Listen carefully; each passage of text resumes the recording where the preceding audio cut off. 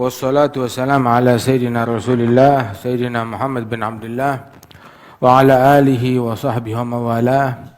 Dibahas malam ini tentang niat dan tujuan di dalam menikah, sebagaimana disabdakan oleh Rasulullah sallallahu alaihi wasallam dan diajarkan oleh beliau. Di antara tujuan menikah tersebut adalah untuk menjaga mata dari yang haram, untuk menjaga kemaluan dari hal yang diharamkan oleh Allah Ta'ala, menenangkan hati dan fikiran dari gejolak syahwatnya, yang mana manusia kita diciptakan, diberikan akal, diberikan syahwat, dan syahwat tersebut Allah Ta'ala pun juga memberikan solusi di mana boleh untuk disalurkan di jalan yang ditentukan oleh Allah Subhanahu wa Ta'ala. Maka diatur bahwasanya di antara pernikahan tersebut adalah untuk menjaga mata, menjaga kemaluan, kemudian juga menenangkan hati, menenangkan fikiran, dan banyak niat-niat yang lain. Dan di antara niat pernikahan tersebut adalah melahirkan keturunan, untuk menjadi keturunan yang dibanggakan oleh Rasulullah sallallahu alaihi wasallam. Nabi bilang, tazawwajul walud al wadud fa inni mubahin. Disuruh menikah sebab aku berbangga. Berbangga dengan jumlah kalian, dengan kualitas kalian, dengan keturunan kalian yang banyak besok di hari kiamat. Berbangga dengan umatnya. Tapi anak yang dibanggakan oleh Nabi Muhammad kayak bagaimana? Nanti tahu deh. Anak yang seperti apa yang bisa dibanggakan oleh Rasulullah sallallahu alaihi wasallam. Pertanyaannya sekarang, ngomong-ngomong anak kita nih termasuk anak yang dibanggakan enggak oleh Nabi Muhammad? Apa Nabi bangga? Oh, anak saya punya duit banyak. Anak saya punya kursi. Anak saya punya titel. Anak saya punya rumah. Anak saya punya mobil. Apa itu yang dibanggakan oleh Rasulullah sallallahu alaihi wasallam? Yang dibanggakan oleh Rasulullah adalah bukan anak-anak yang berharta, tetapi anak-anak yang bertakwa. Bukan yang bertahta, tetapi yang bertakwa kepada Allah Subhanahu wa Ta'ala. Tujuannya pernikahan adalah untuk membanggakan Rasulullah, dan juga dijelaskan kita dalam majelis-majelis ini, kita nikah buat nyenengin Nabi.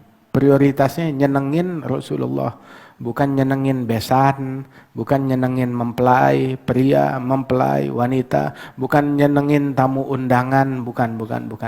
Nyenengin Nabi besar Muhammad sallallahu alaihi wasallam.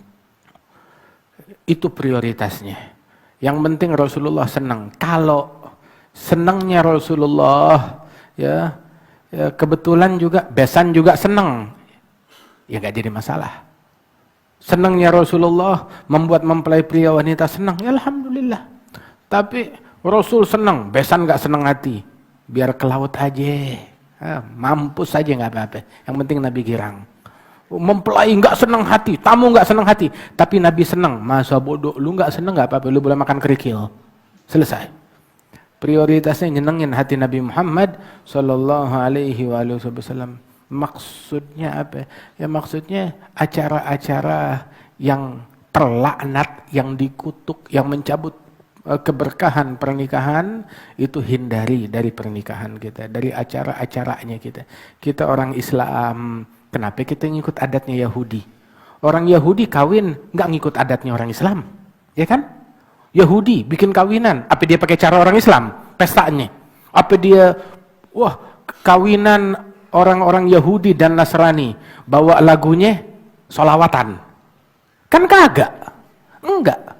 Dia orang kawinan nggak bawa solawatan. Kenapa kita bikin kawinan bawanya lagu barat? Bawanya lagu Yahudi, bawanya lagu Nasrani, bawanya lagu yang hingar-bingar, yang membuat Allah Ta'ala murka. Kenapa? Apa mereka kalau kawinan Yahudi, Nasrani, musyrikin, kalau kawinan mereka pakai mukena? Kan kagak. Kenapa lu pakai gaun pengantin kayak mereka? Kenapa? Mereka aja kawin ya enggak pakai mukena kayak orang Islam. Mereka kawin apa mereka pakai peci, pakai imamah, pakai sorban. pakai rebana. Begitu kalau kawin? Enggak. Nah kenapa? Ente ngikut adatnya mereka. Padahal kalau mau ada adat yang ngikutin, mereka ngikut adat kita. Bukan kita ngikut adatnya mereka. Jadi kenapa? Kita orang Islam dibodohi. Ente sadar aja. Dibodohi. Oh tapi yang bikin dokter bodoh itu. Yang bikin profesor, yang bikin insinyur, yang bikin ustadz. Sama, dibodohi. Pembodohan. Waliyadzubillah min dzalik. Alhasil, kita nahnu qaumun a'azzanallahu bil Islam. Ini ibtaghaina al-izzata bighairihi adhallanallah. Kita kaum yang mana Allah memuliakan kita dengan Islam. Terus kita mau cari kemuliaan dengan selain Islam. Mau cari kemuliaan di dalam nyanyian mereka, lagu mereka, adat mereka, prosesinya mereka, cara mereka pernikahan, cara mereka pesta, cara mereka ini dan itu resepsi. Niscaya kita bakal dihinakan oleh Allah Subhanahu wa taala. Wal iyadzu billahi min dzalik. Laqad kana lakum fi Rasulillahi uswatun hasanah, teladan terbaik dalam pribadinya Rasulullah sallallahu alaihi wa alihi wasallam. Kemudian juga bahwasanya kita mau bikin Rasulullah bangga dengan pernikahan kita, bukan ntar punya anak 10 baru kita bikin bangga Rasulullah, enggak. Tapi dari proses pernikahannya tuh, akadnya Rasulullah bangga dengan prosesi akad nikah kita, dengan resepsinya kita, dengan syukurannya kita, dengan walimatul urus yang kita lakukan, bangga dengan hidangan yang kita sajikan. Ini hidangan untuk membanggakan Nabi Muhammad. Cateringnya apa? Catering yang membuat Rasulullah bangga. Baju pengantinnya apa? Baju pengantin yang bikin Rasulullah bangga. Make upnya apa? Make up yang disukai oleh Nabi Muhammad. Make up apa yang disukai oleh Nabi Muhammad? Yang enggak dilihat oleh yang bukan muhrim. Yang tidak dilihat oleh yang bukan muhrim. Make up yang kagak ditaruh di medsos fotonya. Ente sekarang nih mempelai wanita, akad nikah, akadnya 1 kali. Suaminya 1. Kenapa yang menikmati wajah mempelai wanita ribuan? Kan nikahnya sama 1 orang. Kok dinikmati oleh ribuan orang? Dinikmati wajahnya, dinikmati acaranya, dinikmati make up-nya. Wah, dinikmati dan dikomentarin oleh ribuan orang. Udah gitu bangga lagi. Itu kita sekarang lu kawin untuk bikin Rasulullah bangga atau setan yang bangga? Pikir aja, kira-kira kalau udah begini yang bangga siapa? Nabi Muhammad atau setan? Nabi nggak bangga sama yang begituan. Terus acara pernikahan yang Rasulullah nggak bangga dengannya, yang membuat iblis menjadi bangga. Oh, anggota baru, koncoku ini. Iblis berbangga. Begitu, koncoku. Bangga iblis. Oh, saya punya konco yang berkerudung. Saya punya konco yang berpeci. Saya punya konco titelnya haji. Saya punya konco titelnya Habib. Na'udzubillah min dzalik. Bangga itu setan dengan begitu ketika kita ngikutin caranya dia. Nah, kita mau membanggakan Rasulullah sallallahu alaihi wasallam itu prioritasnya. Dari mulai acara pernikahan kita, kemudian juga rumah tangga yang dibina suami istri antara mereka, bikin Rasulullah terkesan, bikin Rasulullah bangga. Bagaimana rumah tangga yang bikin Rasulullah bangga? Nanti tadi ya, Ummu Sulaim sama Abu Talhah, ya salam, bangga banget Rasulullah sampai takjub. Oh keren. Bayangin bagaimana kira-kira perasaannya Ummu Sulaim ketika diceritakan kisahnya dia di hadapan Rasulullah. Oke. Ummu Sulaim diceritain Nabi Muhammad, Ummu Sulaim begini. Wah, bagaimana perasaannya? Dan Rasulullah sampai takjub saking girangnya, didoain, Masya Allah 10 anak mujahid fisabilillah. Kenapa? Rasulullah bangga. Kalau Rasulullah udah bangga, anugerah Allah semuanya kebuka. Tapi kalau setan yang bangga, tuh anak jadi tuyul. jadi tuyul, jadi setan, jadi perampok, jadi pejandu, jadi penipu, jadi koruptor. Kenapa? Setan yang bangga. Apa manfaat yang dia dapat dari setan? Tentu dia. Begitu setan bangga, wah lu kawin pakai cara gue, kata setan. Mudah-mudahan keturunan lu kayak gue. Na'udzubillah. Dia bikin bangga setan. Nah ini bikin bangga Nabi Muhammad. Sampai dialog yang terjadi antara suami istri untuk membuat Rasulullah terkesan dan berbangga. Dialog yang terjadi antara suami dan istri bikin Rasulullah bangga dengan dialog antara suami dan istri. Sallallahu alaihi wa alihi wasallam. Ini kisah kayak gini. Terus abahnya Al-Habib Ali bin Husain bin Muhammad Al-Attas kayak begitu juga. Terus tahu siapa lagi? Al-Habib Alawi bin Abdullah bin Syahab. Begitu juga. Al-Habib Umar cerita ke kita, itu dulu Al-Habib Muhammad bin Ali punya saudara. Punya saudaranya sakit, terus meninggal di pangkuannya Habib Alwi. Di ruangan, di kamarnya Habib Ali, meninggal, udah dipinggirin, udah meninggal, khalas. Dia bilang sama khadim, diam-diam, jangan kasih tahu orang perempuan. Udah gitu, datang ke orang perempuan, nasihatin mereka, nenangin mereka, begitu, udah siap, terima, baru dikabarin, khalas, nih anak kita meninggal dunia. Khalas, terima, masing-masing ridho. Itu ciri orang yang berakal. Itu Ummu Sulaim, itu wanita yang berakal, punya otak, punya akal. Istrinya Al-Habib Husain bin Muhammad berakal, tahu menjaga kata-katanya.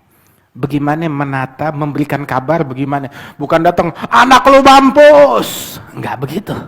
Anak lu mati, lu kemana aja. Enggak. Tapi tahu cara ngasih kabar seperti apa? Itu wanita cerdas seperti itu. Ya, cara ngasih kabar seperti apa? Dalam memberitakan, menyampaikan dengan kata-kata yang baik. Kemudian juga lihat sampai tuh Ammi Sa'ad bin Ali Al-Haidari, Sahib Sa'ad bin Ali, itu dia merangkum niat-niat pernikahan. Syekh Ali bin Abi Bakar Sakran, beliau juga mentalginkan niat pernikahan. Al-Habib Abdurrahman Masyhur, kalau ada orang datang tuh kepada beliau mau nikah, ditalginkan niat menikah oleh beliau. Al-Habib Zain juga mencantumkan niat-niat pernikahan tersebut. Alhasil, bayangin, di antara niat pernikahan punya keturunan. Terus kalau keturunan saya, ini sampai ditalginin nih, kan kita berapa kali nalginin orang kawin, ya begitu. Dia bilang, katanya saya niat punya keturunan yang nanti kalau keturunan saya mati di jalan Allah bisa ngasih saya syafaat besok di hari kiamat. Kalau dia meninggalnya masih kecil, maksudnya apa? Udah direncanain, diniatin, kalau punya anak mati masih kecil, ngasih syafaat buat saya besok di hari kiamat. Sampai segitunya dijadikan tuh niat. Mukmin apapun yang menimpa dia, manfaat, pahala, nggak rugi. Musibahnya sih segitu-segitu juga. Musibahnya segitu-segitu juga. Anak mati ya mati, udah. Anak mati ya mati, selesai. Begitu. Tapi kan enak. Anak mati, lu dapat surga. Ajib kan? Anak mati ente dapat pujian dari Allah Ta'ala. Anak mati ente dapat ridho dari Allah Subhanahu Wa Ta'ala. Kalau takdirnya Allah mati ya mati. Tapi ketika kita ridho, ketika kita pasrah, ketika kita berserah kepada Allah Subhanahu Wa Ta'ala, meninggalnya dia tuh membawa keuntungan. Membawa keuntungan. Enggak rugi. Soalnya pandangan mereka tuh enggak pendek.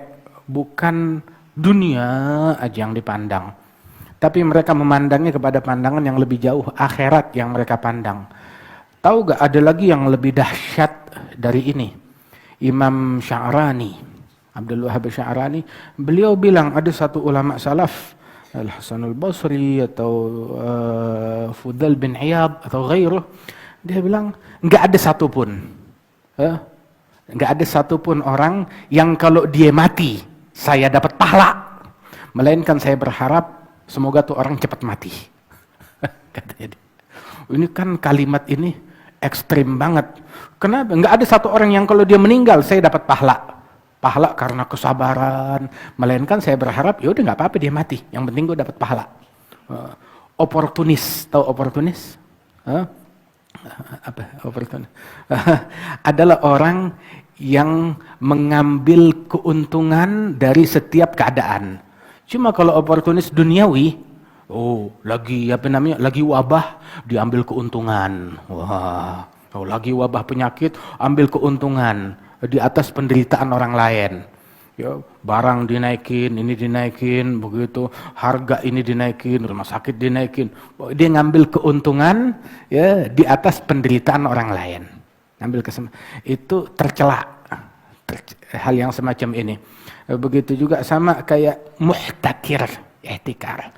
Ngambil keuntungan harga lagi naik, barang pokok disembunyikan dan semacam itu. Nah, ini cuma oportunis dalam urusan, bukan urusan dunia, dalam urusan akhirat.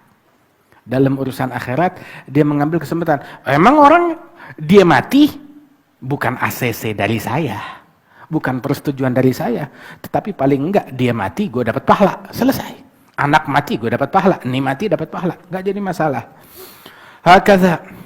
Alhasil di dalam hadis Rasulullah sallallahu alaihi wasallam beliau bilang bahwasanya ma min muslim yamut lahu thalathah minal walad lam yablughul hinsa illa adkhalahu Allahul jannah bifadli rahmatihi iyahum.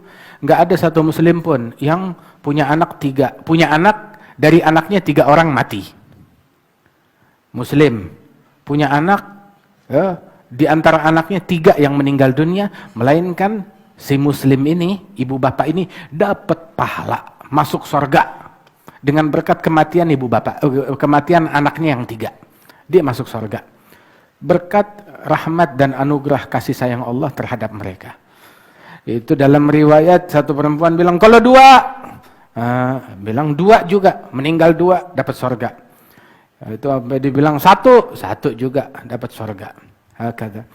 Terus kata Rasulullah sallallahu alaihi wasallam dalam hadis yang lain, la'an ugaddim sigtan ahab ilayya min an ukhallifa 50 farisan yujahiduna fi sabilillah.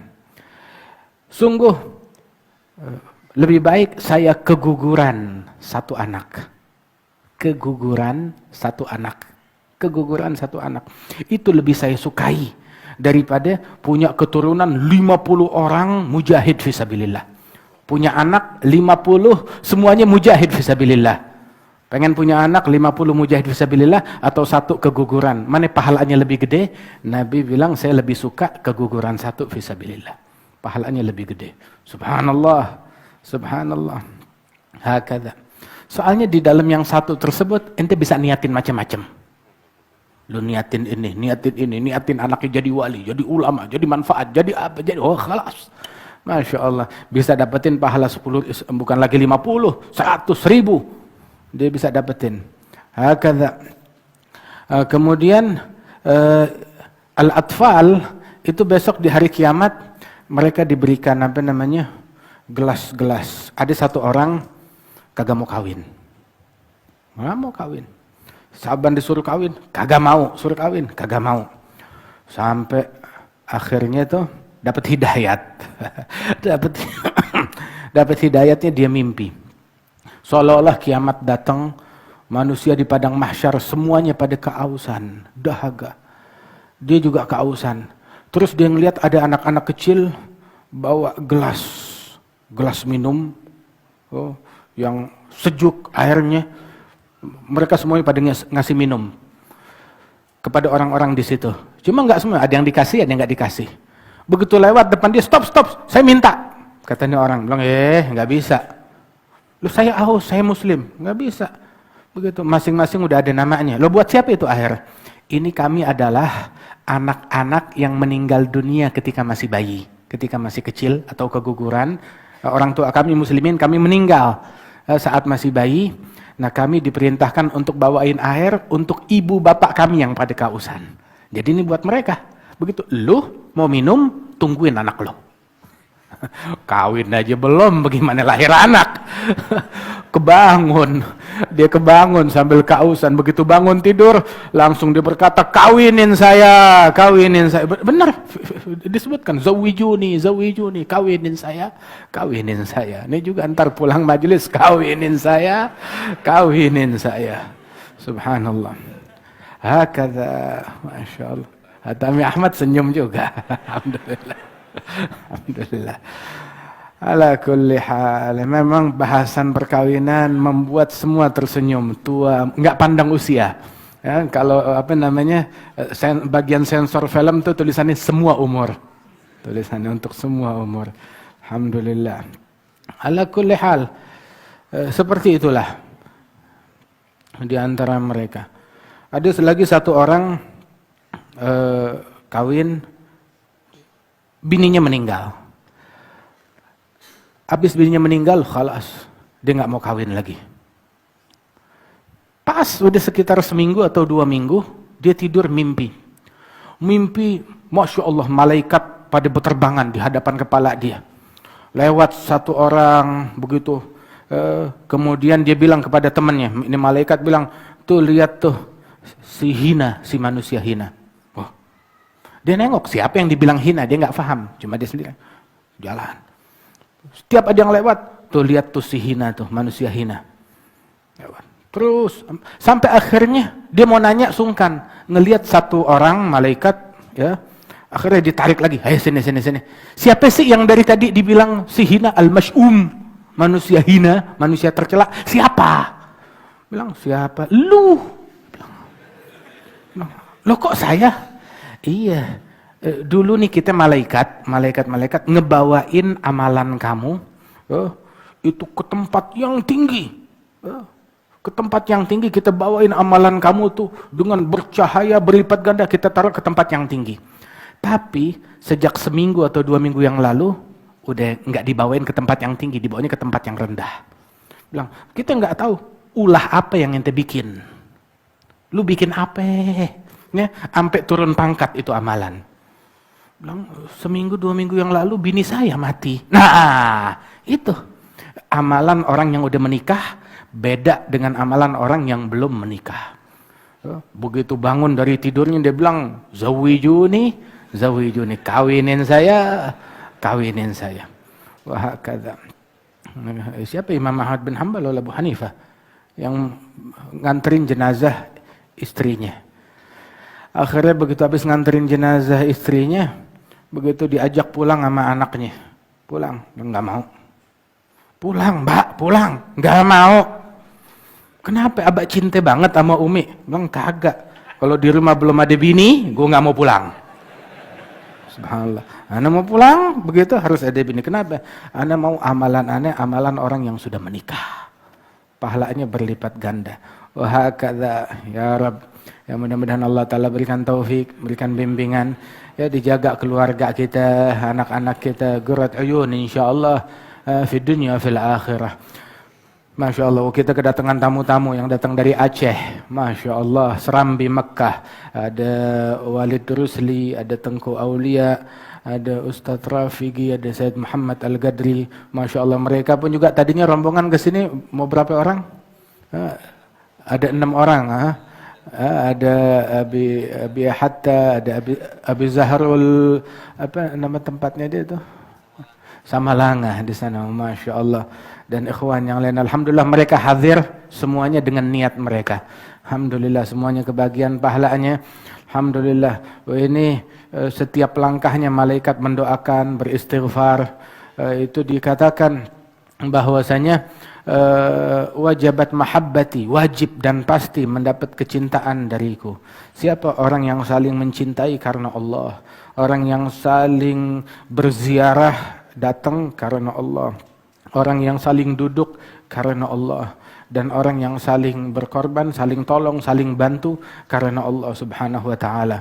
Masya Allah. Ini alhamdulillah kalau orang Aceh kangen sama kita, kita kangen sama orang Aceh juga. Masya Allah. Kita kangen, kita rindu. Insya Allah ada waktunya, insya Allah kita kumpul. Tapi emang dunia kayak begitu.